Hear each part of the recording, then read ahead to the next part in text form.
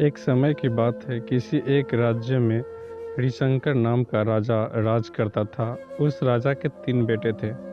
उसकी ख्वाहिश थी कि वह उसका सबसे काबिल बेटा उसकी राजगद्दी संभाले, लेकिन वह इस बात को लेकर संशय में था कि तीनों में से किसे वह अपना राजपाट सौंपे। एक दिन राजा को एक तरकीब सूझी। उसने उसी समय अपने तीनों बेटों को बुलाया और कहा, बेटे, आज मैं तुम सबसे एक सवाल पूछता हूँ। अगर तुम लोगों के सामने एक गुनहगार खड़ा हो तो तुम उसके साथ क्या करोगे? इस पर राजा के पहले बेटे ने कहा, उस अपराधी को सजाए मौत देनी चाहिए।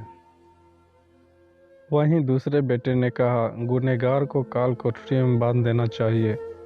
जबकि तीसरे बेटे ने कहा, पिताजी, हमें उसे सजा देने से पहले इस बात की जांच करनी चाहिए कि उसने सही में अपराध किया है या नहीं। इस पर राजा के तीसरे बेटे ने सभी को एक कहानी सुनाई। एक राजा था जिसके पास एक बुद्धिमान तोता था। एक बार उस तोता ने महाराज से कहा, मुझे अपने माता और पिताजी के पास जाना है। राजा ने उसकी बात नहीं मानी, लेकिन तोता ने हार नहीं मानी।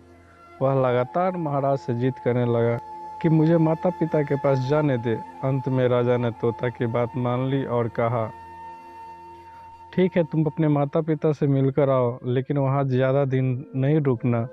राजा ने तोता को केवल 5 दिन की अनुमति दी और कहा, तुम 5 दिन में अपने परिवार से मिलकर वापस आ जाना। इसके बाद तोता 5 दिन के लिए अपने माता पिता के पास चला गया।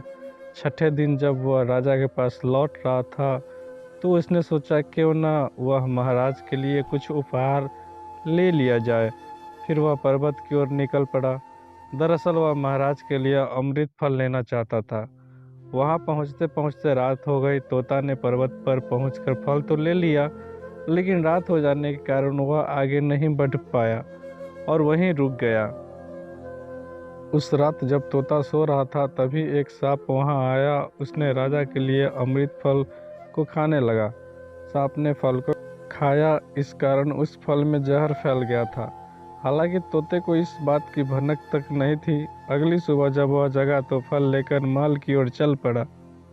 जब वह महल पहुंचा तो खुशी खुशी सीधे राजा के पास गया और कहा, महाराज, मैं आपके लिए एक अमृत फल लेकर आया हूँ। आप इसे खाएंगे तो सदा के लिए अमर हो जाएंगे। यह सुनकर राजा काफ़ी प्रसन्न हुआ। उन्होंने तुरंत उस अमृत फल को खाने के लिए मांगा।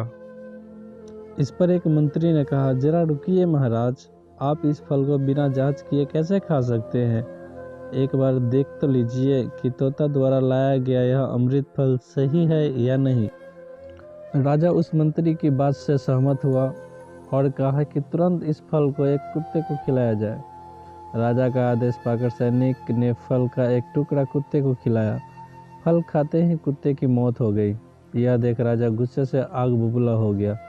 उसने क्रोध में आकर तलवार से तोता के सिर को काट दिया, साथ ही फल को फेंकवा दिया। कुछ साल बाद ठीक उसी रास्ते पर एक पौधा निकल आया। यह देख राजा को लगा कि यह उसी जहरीले फल का पौधा है। उसने सभी को आदेश दिया कि उस पेड़ का फल कोई नहीं खाएगा। कुछ दिन बाद एक वृद्ध व्यक्ति उस पेड़ के नीचे आराम करने के लिए रुका। उसे भूख भी काफ़ी जोर से लगी थी। उसने उसी पेड़ से फल तोड़ा और खाने लगा। फल खाने के बाद वह बूढ़ा व्यक्ति एकदम से जवान हो गया। राजा ने जब यह देखा तो वह आश्चर्यचकित रह गया। उसे समझ आ गया कि वह फल जहरीला नहीं था। उससे बहुत बड़ी गलती हो गई। उसने बिना सच्चाई जाने तोता को मार दिया। इसे लेकर उसे काफ़ी पछतावा हुआ। इसके लिए वह मन ही मन खुद को कोसने लगा। इधर तीसरे राजकुमार की कहानी खत्म होने के बाद राजा हरिशंकर ने उसे ही अपना उत्तराधिकारी नियुक्त किया। इसके बाद राज्य में जश्न मनाया गया। तो बच्चों, हमें इस कहानी से यही सीख मिलती है कि हमें कभी भी बिना जांच किए किसी को सज़ा नहीं देनी चाहिए।